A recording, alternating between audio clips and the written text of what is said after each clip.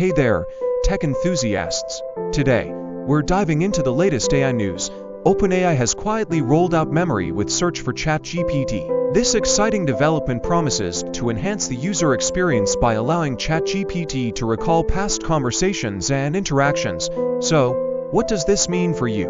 Well, imagine you're having a conversation with ChatGPT, and it remembers what you've discussed before. This new feature could make for more engaging and personalized interactions. It's a significant step forward in the evolution of AI, and we're eager to see how this new memory with search feature will shape the future of ChatGPT and other AI systems. That's all for now, folks. If you enjoyed this video, don't forget to hit that like button and subscribe for more tech updates. Thanks for tuning in, and stay tech savvy.